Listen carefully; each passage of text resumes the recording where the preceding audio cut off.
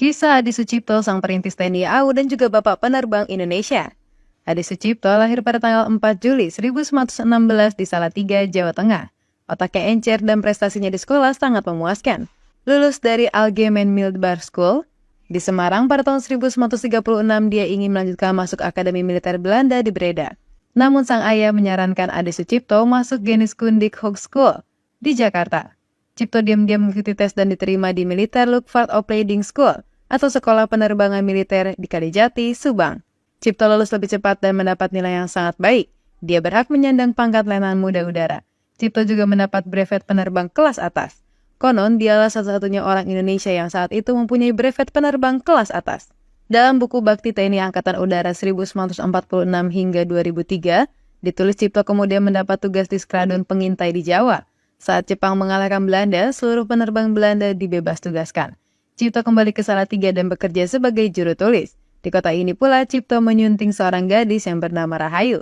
Setelah kemerdekaan pada tanggal 5 Oktober 1945 juga dibentuk Tentara Keamanan Rakyat Jawatan Penerbangan.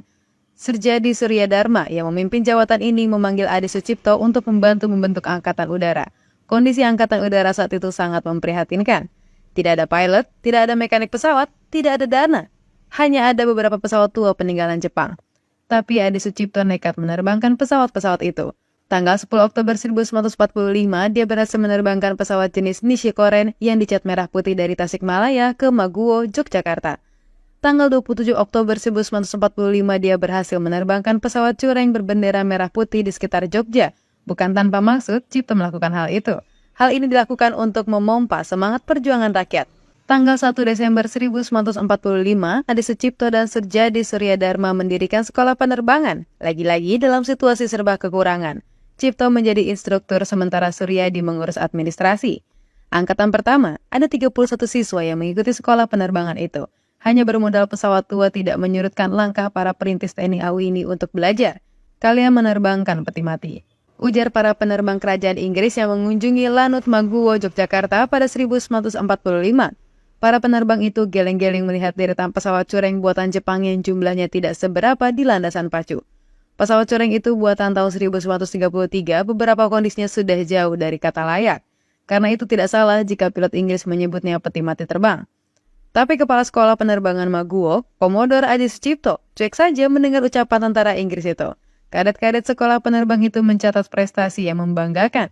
Bukan hanya mencatat zero accident, Soeharnoko, Harbani, Sutarjo Sigit, dan Mulyono berhasil mengebom tangsi-tangsi Belanda di Salatiga, Ambarawa, dan Semarang.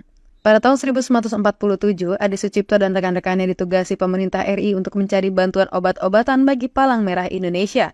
Bantuan didapat dari Palang Merah Malaya, sementara pesawat angkut Dakota VT-CLA merupakan bantuan dari saudagar di India. Penerbangan dilakukan secara terbuka.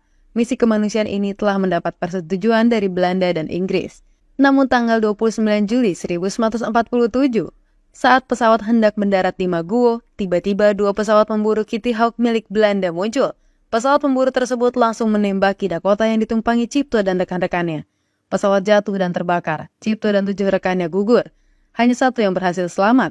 Entah apa maksud Belanda melanggar kesepakatan, namun diduga karena ingin membalas serangan kadet-kadet Indonesia yang mengebom tangsi Belanda.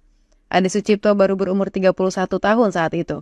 Keberanian dan semangat yang terus diceritakan dari generasi ke generasi memotivasi para penerbang TNI AU untuk melakukan hal yang serupa.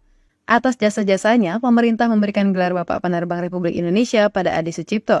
Lapangan Udara Maguwo pun diubah namanya menjadi Lanut Adi Sucipto.